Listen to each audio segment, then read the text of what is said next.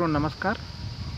मित्रों, जैसा कि चुनाव भी हो गया है और जिस तरीके से पूरे विश्व का सबसे बड़ा मतदाता अगर भारत में है 80 करोड़, जिसमें 55 लाख ईवीएम मशीन, 40 लाख कर्मचारी और 1.5 करोड़ पोलिंग एजेंट के माध्यम से चुनाव कराया गया और ये काबिल तारीफ रही। 4 तारीख को मत की गणना भी हो गई और जिस सहानुभूति, जिस लहर के साथ भारतीय जनता पार्टी ने लड़ा, ऐसा कौन सा कारण रहे जिसके कारण संतोषजनक परिणाम नहीं आए एनडीए को?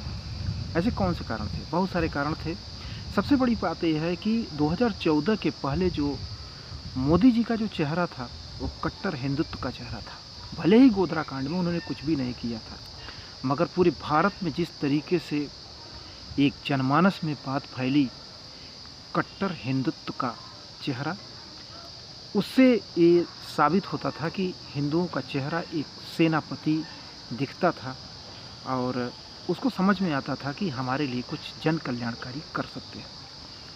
वो चीज़ें चलती रही। जो चीज़ें अटल बिहारी वाजपेयी ने 2004 में किया हुआ था गलती, वही गलती शायद नरेंद्र मोदी भी कर गए, क्योंकि उस सत्ता पे बैठने के, उस शीर्षस्थ पद पे बैठने के बाद लोग सेकुलर होना स्वाभाविक हो जाते हैं, हरिश्चंद्र बनना शुरू कर देते हैं। 2014 में चौकीदार भी बन के आए थे। 2019 में उन्होंने जिस तरीके से अभिनंदन, जिस तरीके से पुलवामा, भारत को एक विदेश नीति में ज़बरदस्त झटका दिया था, पाकिस्तान को अभिनंदन की जिस तरीके से रिहाई हुई, जिस तरीके से पुलवामा का बदला लिया गया, उससे एक नायक का चेहरा जो बना था, धीरे धीरे पसमानदा मुसलमान जो महाराष्ट्र में थे, बार बार जा कर के जिस तरीके से अपने चेहरे को, अपने नायक का जो चेहरा था, उन्होंने उस नायक के चेहरे को आम चेहरे की तरह बना लिया। और जैसे ही 2024 में आता है तो उनका वक्तव्य था कि एक ईश्वर के द्वारा भेजा गया मैं एक दूत हूँ, और यहाँ पे ये आ जाते हैं और फिर अमित मालवीय एक और गढ़ देते हैं, अब की बार 400 पार। जनता जनार्दन के पास जब आप मत की आशा करने जाते हैं तो उस आशा में आपकी अगर पराकाष्ठा होती है, आपका अहम अगर दिखता है, तो वहाँ पर आपकी तुलना होना शुरू हो जाती है। हर मतदाता के मन में यही था कि पूरे भारत से मोदी जीत रहे हैं और यहाँ से नहीं जीतेंगे तो क्या हुआ। हर मतदाता के मन में यही था, मगर आज हर मतदाता को पीड़ा भी यही है। नरेंद्र दामोदर दास मोदी अपने कट्टर चेहरे को सेकुलर बनाना शुरू कर दिए। जो सेकुलर चेहरा हिंदुत्व नहीं देखना चाहता है। आज ये सही बात है कि हिंदुत्व, हिंदू राष्ट्र तो सभी चाहते हैं, मगर मत नहीं देना चाहते हैं। कारण है कि नायक ही सेकुलर हो गया। उसी सेकुलरवादी में अटल बिहारी वाजपेयी दिए, उसी सेकुलरवादी में जिन्ना के मज़ार पे आडवाणी जी गए, उसी सेकुलर पे धीरे धीरे मोदी जी भी जाने लगे। सबका साथ सबका विकास जहाँ तक है, रामपुर में एक कंस्टिट्यूंसी है जहाँ पे लगभग 5,000 मतदाता हैं, वहाँ पे मतदान होता है। लगभग 500 से ज़्यादा सिर्फ मुस्लिम कम्युनिटी रहती है।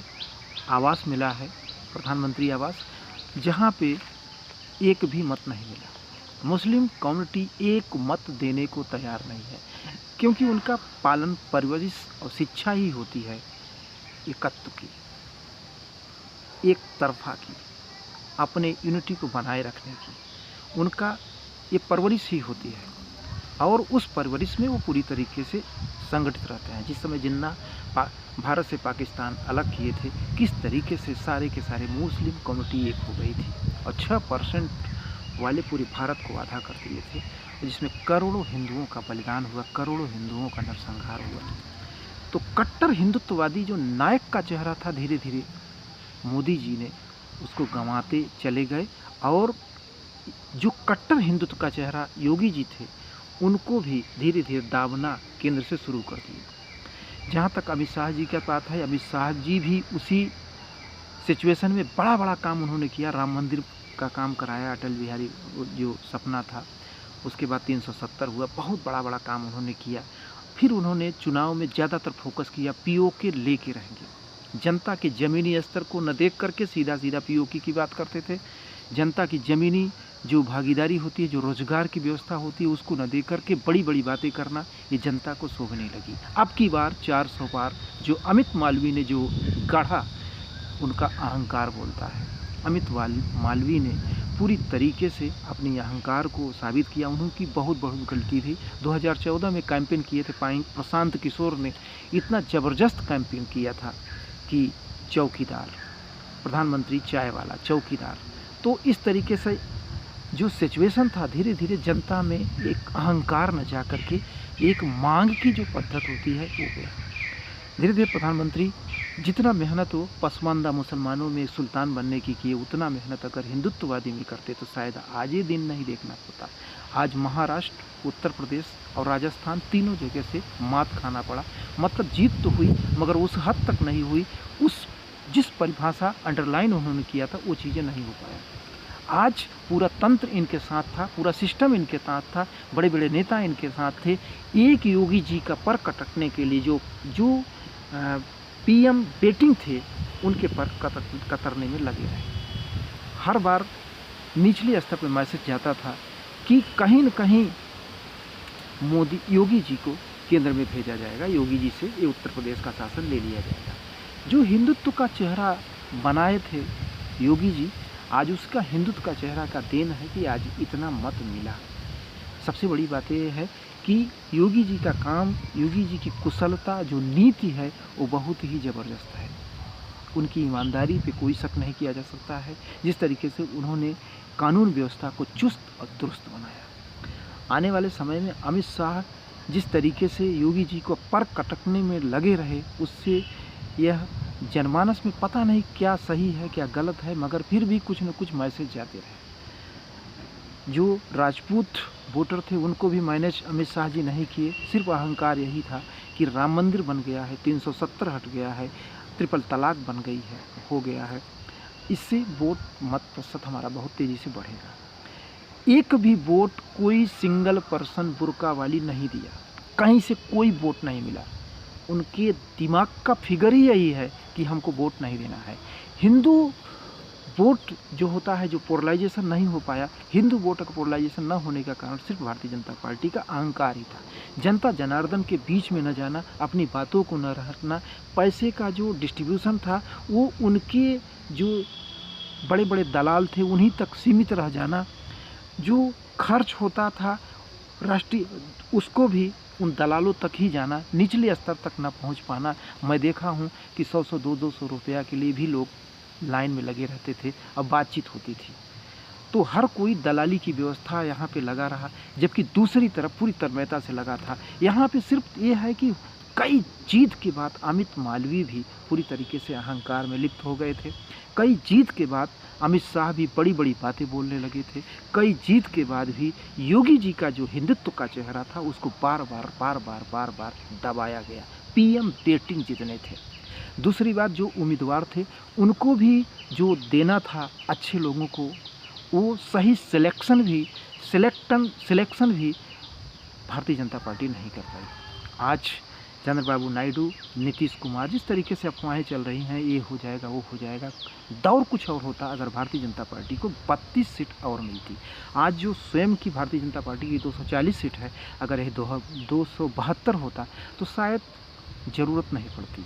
आज थोड़ा सा दिक्कत हो रही है, मगर वो सब सारा चीज़ें हो जाएगा, धीरे धीरे व्यवस्थाएं सब हो जाएंगे। मगर भारतीय जनता पार्टी को पुनर्मूल्यांकन करना चाहिए कि गलती कहाँ से हुई, कहाँ से गलती हुई, कौन सी गलती के कारण ये निचला स्तर देखना पड़ा। 370 कोई बहुत बड़ी बात नहीं, 370 पूरा हो जाता।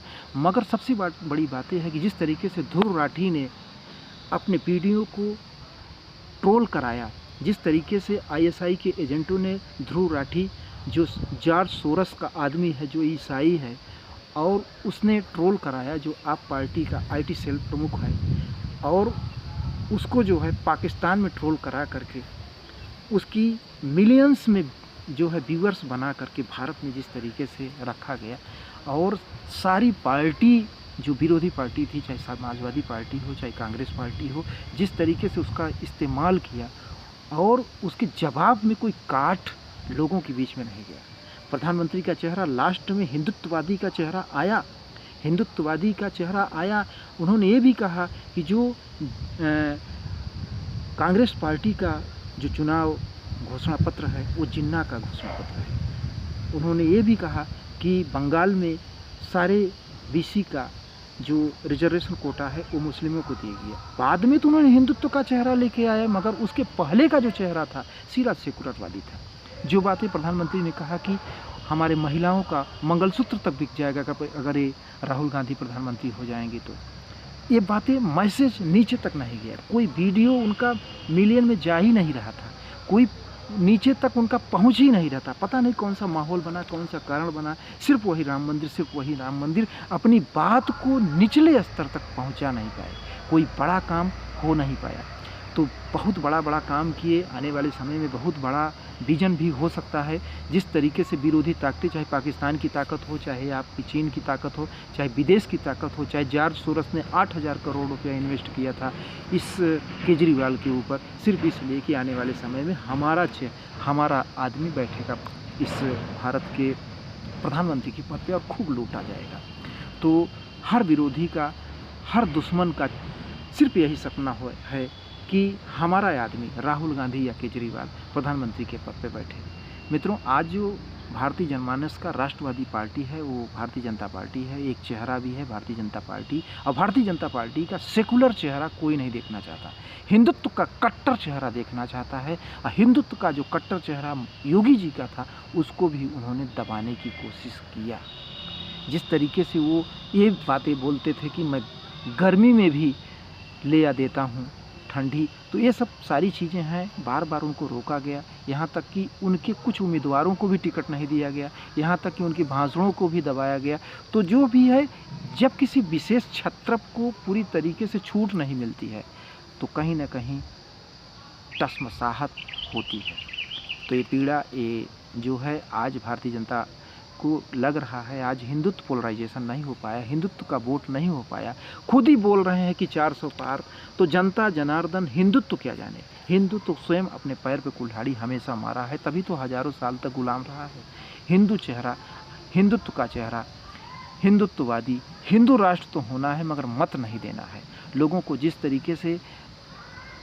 तरीके से राहुल गांधी, जिस तरीके से अखिलेश यादव ने टकाटक 1 लाख महीने, 1 लाख सालीना की बात की, जिस तरीके से टकाटक की बात करके लोगों को गुमराह किए, जिस तरीके से संविधान को लेकर गुमराह किए, इनका कोई भी वीडियो नीचे स्तर तक जा ही नहीं रहा था, उनका कोई भी मोदी जी का भाषण जा ही नहीं रहा था। लास्ट में ये लोग एक्टिव होते हैं, उसके बाद सीधा नज़रअंदाज राष्ट्रीय स्वयंसेवक संघ को भी करते हैं, जो केरल में भी हज़ारों के संख्या में अपने बलिदान को दिया हुआ है, बंगाल में हज़ारों की संख्या में बलिदान को दिया है। ज़मीन को तैयार करता है राष्ट्रीय स्वयंसेवक संघ, मगर नड्डा जी उसको भी नकार देते हैं। तो कहीं न कहीं मूल्यांकन भी होगा, कहीं न कहीं सारी चीज़ें होगा। और ये झटका लगना ज़रूरी था, क्योंकि जब झटका लगता नहीं था, जीत पे जीत इतना जीत मिलती चली जा रही थी कि बिल्कुल पूरी तरीके से लापरवाह हो गए थे भारतीय जनता पार्टी। अमित मालवीय पूरी तरीके से अहंकारी हो गए थे। अमित मालवीय किसी की सुनने वाले नहीं थे। जिस तरीके से 2014 का कैंपेन प्रशांत किशोर ने किया था, उस तरीके से कैंपेन अमित मालवीय नहीं कर रहे हैं। आज सारा का सारा जो सिस्टम है, जिस तरीके से टेक्नोलॉजी की बात होती थी 2014 में कि मोदी जी का एक सिस्टम है IT सेल, आज वो सिस्टम पूरी तरीके से धराशायी है। इस पे विचार होगा, मंथन होगा और इसको सही तरीके से, अच्छे तरीके से